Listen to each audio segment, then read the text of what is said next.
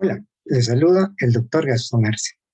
En esta oportunidad continuaremos hablando acerca de cómo gestionar la globalización hacia la generación de cadenas globales de valor.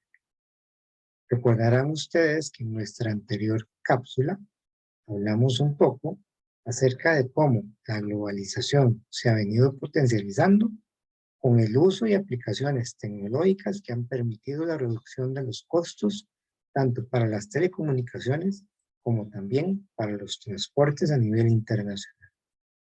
Analizamos también cifras de 50 años de comercio que nos dan una clara luz de cuál es la ruta a seguir para poder sacar el máximo provecho al comercio internacional, así como también cuáles son aquellos mercados y aquellos productos que son más comercializados en el mundo y sobre los cuales eventualmente podríamos extraer y potencializar mayor riqueza. Si entendemos esto, podemos entonces hablar acerca de la globalización como un proceso mediante el cual se aumenta la interdependencia entre los países y sus ciudadanos a través de los mecanismos de liberalización del comercio y todo lo que ya hemos logrado entender acerca de las implicaciones en la reducción de costos y la utilización de alta tecnología, entonces podríamos afirmar que los ciudadanos se potencializan para poder producir aprovechando sus ventajas absolutas, relativas y competitivas, para así poder generar economías de escalas en un mundo globalizado. La globalización también tiene varias dimensiones, dentro de las cuales podríamos, por ejemplo, citar la social, la cultural, la política, la económica, la ambiental, de las cuales podríamos, por ejemplo, discutir en relación a algunas de ellas. En la parte económica, por ejemplo, tenemos los aspectos que tienen que ver con la producción, con la parte de financiamiento y con la parte de comercialización de las mercancías que se comercializan en el mundo.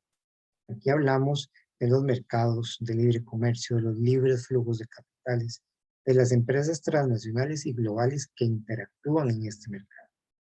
En la esfera política, hablamos del liderazgo mundial de los países que llevan la batuta en estos temas, de la pérdida de soberanía que algunos afirman se sufre al ser parte de un sistema de libre comercio, y de la formación de bloques a través de los cuales se genera nueva normativa y nuevos mercados que las empresas pueden abarcar. En la parte social tendríamos que citar la parte de cambios en la estructura de la sociedad a raíz de que existen menos fronteras, menos barreras.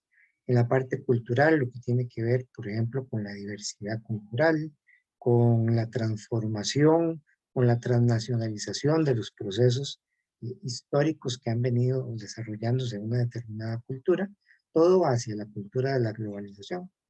Y en la parte tecnológica, por ejemplo, la aplicación de las nuevas tecnologías de las cuales tenemos disposición en este momento.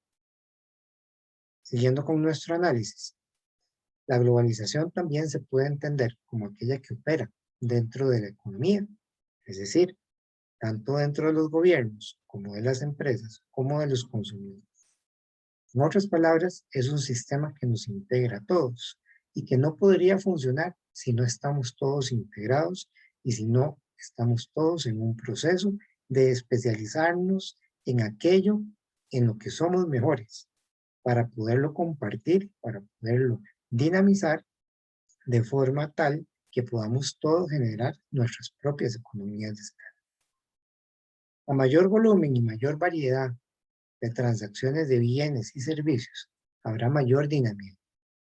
Eso lo tenemos claro a través de lo que han sido las definiciones históricas de lo que es la globalización y de lo que es la internacionalización de los mercados. El papel del gobierno en todos estos temas es trascendental. No se trata solamente de crear políticas de liberalización e integración, sino también de hacer que las economías cada vez sean más interdependientes y tengan la posibilidad realmente de buscar esta especialización y compartir entre ellos la abundancia de las economías de escala. Trataremos de ejemplificar esto con un caso en concreto. Para hacerlo, utilizaremos un ejemplo simple. Supóngase que sus niños quieren vender limonada. Y entonces para esto, acuden a usted como padre. Este mercado de la limonada será un mercado minorista, por cuanto vende al detalle su producto final, el cual va a ser objeto de un proceso de fabricación y elaboración interna dentro de su hogar. Tarea que asignaremos a la madre, quien hará las veces de fábrica en este proceso, consiguiendo los insumos a través de sus suplidores para elaborar dentro de los procesos productivos internos de su hogar la limonada que sus hijos van a vender posteriormente. Esta fábrica requerirá de ciertos insumos. Esos insumos los conseguirá en los mercados mayoristas. Para la limonada, los insumos principales son los limones que conseguirá en el mercado de verduras y para poder vender la limonada, vasos plásticos que conseguirá en el mercado mayorista de groceries o vasos plásticos. En el caso de los mercados mayoristas, estos a su vez requerirán conseguir su materia prima, los productos que venden a las fábricas de distintos proveedores o productores. En el caso del mercado mayorista de las frutas, deberá conseguir los limones ante un productor de limones, así como también los vasos plásticos a un proveedor de vasos plásticos. Además de esto, necesitará azúcar, que también conseguirá en el mercado mayorista del supermercado. Y, a su vez, el fabricante de vasos plásticos requerirá la materia prima del plástico para poder elaborarlos. Adicional a esto, cada uno de estos insumos va a necesitar de diferentes servicios, como por ejemplo los de transporte, para llevar los limones al mercado de frutas y en el caso del mercado mayorista del supermercado, también para llevar, por ejemplo, el plástico a la fábrica de plásticos y de la fábrica de plásticos al supermercado. Y en el caso del azúcar al lugar de procesamiento y de ese lugar a la fábrica de elaboración de azúcar y de ese lugar al supermercado.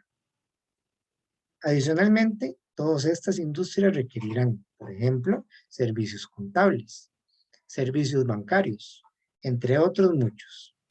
Y como si no fuera poco, también la madre en la fábrica del hogar de limonadas requerirá otros insumos y servicios, tales como el agua y la electricidad. Como podemos ver acá, estamos frente a un gran flujo productivo. Este flujo productivo se ha desarrollado única y exclusivamente para que nuestros niños en la foto puedan vender su limonada en el barrio. Pero además tenemos, por ejemplo, los gastos inherentes a la estandarización o al puesto de limonadas que debemos de construir y por otro lado también el cumplimiento de los permisos y requerimientos necesarios para que podamos poner ese puesto de limonadas a funcionar. Si unimos todo esto, podríamos entender que la fabricación de la limonada tiene un flujo de suplidores, procesos, elaboración, fabricación y distribución solamente para este negocio. Pero a su vez el mercado mayorista de las frutas tiene su propio flujo y el mercado mayorista del supermercado también tendrá su propio flujo. Cuando hablamos de las cadenas globales de valor, hablamos de poder entender a todos estos miembros del flujo en su conjunto y entender que no podríamos vender limonada si no tenemos desde el productor de la fruta o de la caña hasta llegar incluso a su último nivel con lo que es la construcción del puesto de limonadas en todo su conjunto para que el negocio funcione. A esto es lo que se llamó la cadena de valor, al identificar, como lo decía el señor Porter, una serie de actividades de soporte que me van a permitir generar valor, implementándolas a la par de los procesos productivos de mi negocio, que Porter los identificaba como los procesos de compras, de producción operacional, de marketing, de distribución y de servicios, todos tendientes a la generación de valor.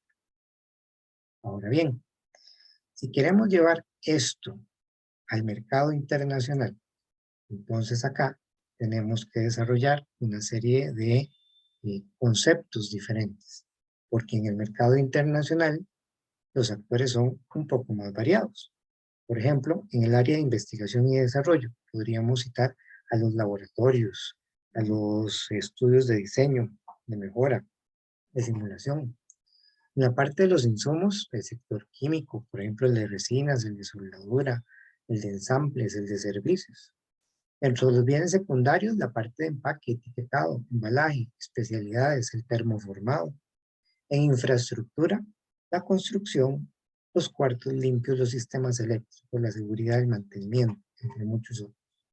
En la parte de capital humano, necesitamos personas aptas para poder elaborar nuestros procesos. Y ahí requeriremos capacitación, consultoría, outsourcing, certificación, una serie de factores sobre habilidades. En lo que es manufactura, requeriremos moldeo, maquinaria, estructuras, diseño, mantenimiento en los equipos, calibración de los equipos, automatrices, autogestionadas, y evidentemente también en la parte de logística, en donde está el tema de transporte, el almacenamiento, la administración de los inventarios y la importación y la exportación. Como ustedes ven, dentro de un flujo de una operación comercial cualquiera, todo para tener, por ejemplo, unas tenis y poderlas utilizar y todo lo que esas tenis implican dentro del flujo, cientos de participantes y procesos deben ser desarrollados. Y entonces, la gran pregunta aquí es, ¿cómo podemos sacar aún más provecho de aquellas mercancías que más exportan? La respuesta, evidentemente, es no solamente traer a la empresa que elabora, por ejemplo, los microchips en el país, sino también poderle proveer a esa empresa de toda una serie de servicios, como los que vemos en este momento en pantalla, dedicados exclusivamente a maximizar las utilidades de la empresa exportadora, facilitándole bajos costos y mucha eficiencia en su producción y desarrollo para efectos de que no tenga que preocuparse por ni el desarrollo, ni los insumos, ni los bienes secundarios, ni la infraestructura, ni los temas de capital humano, ni la logística, ni la manufactura. Si un país es exitoso en desarrollar este clúster de empresas proveedoras de servicio local a las empresas exportadoras, será altamente exitoso en el mercado internacional. Ahora bien, hablemos de cómo lograrlo.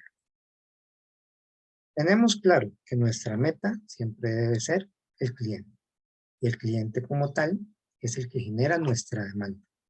En otras palabras, ese cliente que tiene su plan estratégico necesita de una cadena de valor para suplir diversas necesidades.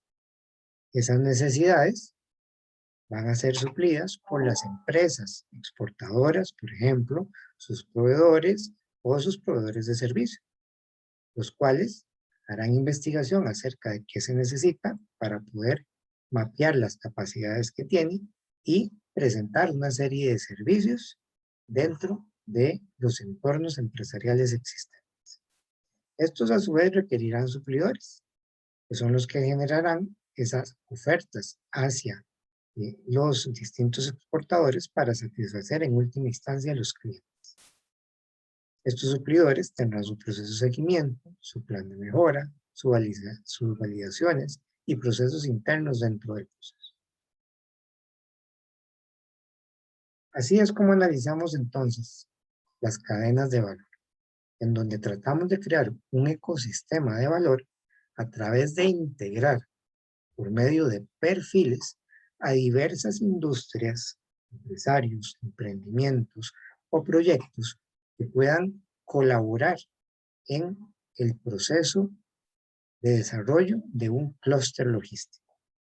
Así pues, si analizamos el caso de las limonadas que vimos hace un momento, estaríamos invitando a este clúster a todos los proveedores de la fruta, de la caña, al sector mayorista de supermercados, al sector mayorista de frutas y vegetales y a la empresa fabricante dentro de este clúster para que todos tengan un mayor contacto, mayor afinidad y puedan potencializar todos sus esfuerzos.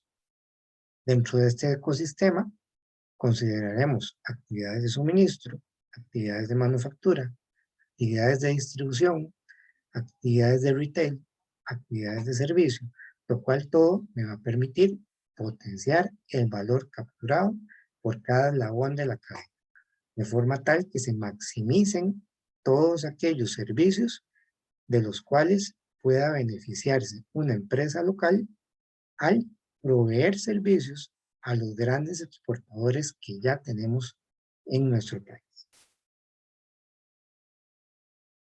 Aquí es donde empezamos a hablar de los encadenamientos para la exportación. ¿Qué son? Bueno, en principio, son procesos que generan negocios entre empresas exportadoras y una serie de suplidores locales. Este proceso me permite ubicar proyectos que le pueden añadir valor en multinacionales que están localizadas en el país, que a su vez tienen procesos de calificación de sus proveedores y presentan y dan un seguimiento a estos negocios para lograr que se potencialicen. Con esto, no solamente las empresas exportadoras logran potencializar su negocio debido a que encuentran mano de obra local o un suministro de procesos y servicios local muy competitivo, muy eficaz y muy bien capacitado, que les permite reducir sus costos operativos y exportar con muchos mejores márgenes o con mejores precios, sino que también permite que el país agregue valor, ya que no solamente se trata de lo que genere esa empresa exportadora, sino de lo que generaron también todos esos pequeños empresarios que aportaron dentro de la generación del valor de la empresa exportadora y que a su vez se beneficiaron en el proceso. Los objetivos entonces de estos encadenamientos de exportación son, en primera instancia, incrementar el arraigo de los inversores, es decir, que las empresas de inversión extranjera directa que se instalan en nuestro país no quieran irse, dada la gran infraestructura y nivel de servicio que encuentran. Por otro lado, aumentar el valor agregado de las exportaciones, tal y como lo hemos venido afirmando. Fomentar la exportación a nivel de las pymes, ya que las pymes, al entrar en mercados mucho más competitivos, especializarse y lograr diseñar y desarrollar procesos mucho más específicos para determinadas industrias, tienen la potencialidad también de llevar estos servicios a otras partes del mundo. También evaluar las capacidades de los suplidores nacionales, en donde se deben desarrollar estrategias para poder dar un seguimiento a todos y cada uno de estos actores y fortalecer la oferta nacional por medio de la vinculación interinstitucional que permite que no solamente el sector privado se vea beneficiado, sino también que los sectores institucionales del Estado puedan coadyuvar en este proceso, generando así lo que conocemos localmente como comisiones de encadenamiento o centros de desarrollo local. Costa Rica ha hecho su parte en estos esfuerzos por desarrollar las cadenas globales de valor. Para muestra tenemos un pequeño video, el cual usted va a poder observar a través de la plataforma de enseñanza del aula virtual. Después de ver el video, podemos analizar algunas de nuestras cifras en términos de cuál ha sido el avance de nuestro país en este proceso de generar el mayor rédito y beneficio posible a través de las cadenas globales de valor. En la gráfica podemos ver el índice de especialización del cual habíamos hablado en nuestra primera cápsula, aplicado en los tres sectores: agricultura, recursos naturales y manufacturas, para la mayoría de países latinoamericanos.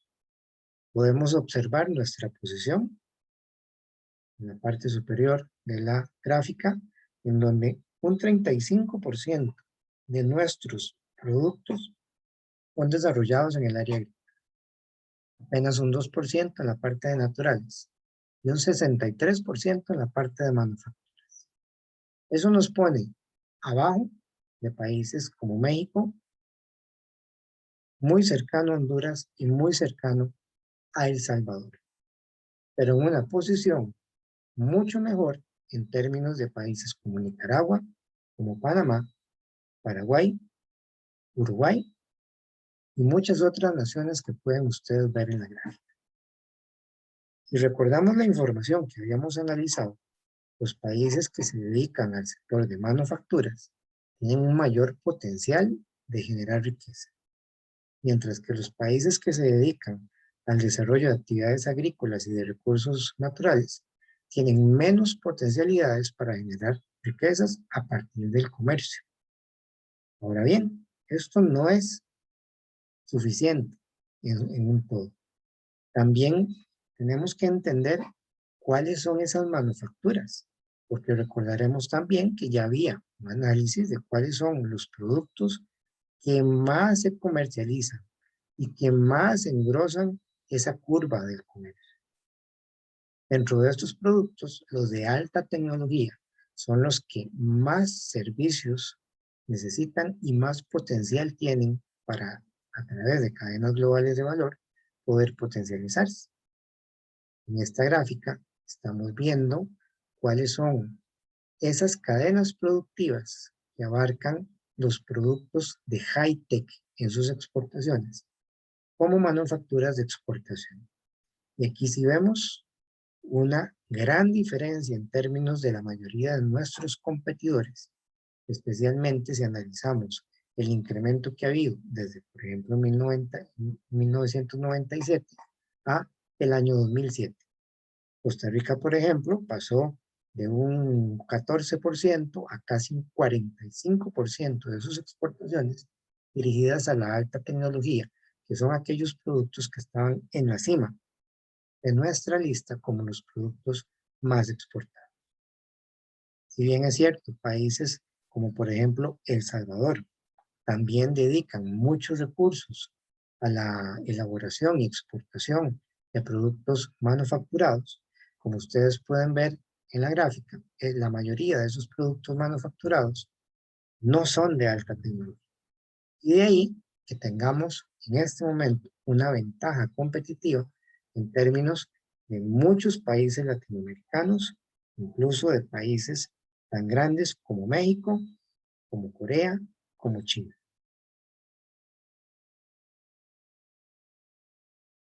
Eso nos ha puesto en un lugar privilegiado.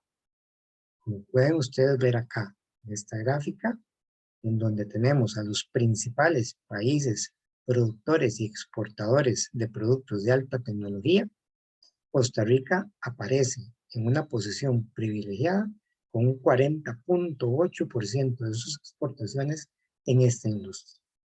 Es decir, esto potencializa que como país tengamos la posibilidad de extraer muchísima riqueza de estos procesos, si logramos maximizar de alguna forma el proceso de extracción y de productividad, normalmente a través de las cadenas globales de valor. El proceso para poder construir esto no es fácil. En nuestro país, muchas instituciones trabajan para poder desarrollar esta serie de emprendimientos necesarios para que las empresas, principalmente de zona franca, tengan un parque y una serie de encadenamientos productivos adecuados para sus actividades. Crea Empresa, Crea Prime, Procomer, el Sistema de Banca para el Desarrollo, el MEIC, el INA, el MISIC, son instituciones que fungen como facilitadores en este proceso. Otros de ellos son, por ejemplo, las cámaras, donde podemos citar a CADESCO, a la Cámara de Industrias, a la Cámara de Comercio Exterior, a la Cámara de Comercio de Costa Rica y a la Cámara de Tecnologías de Información y Comunicación. Así como también tenemos participando dentro del sector a las instituciones académicas, como la Universidad de Costa Rica, la UNA, el CITA y el TEC. Gracias por la atención prestada hasta este momento. Nos vemos en una próxima entrega.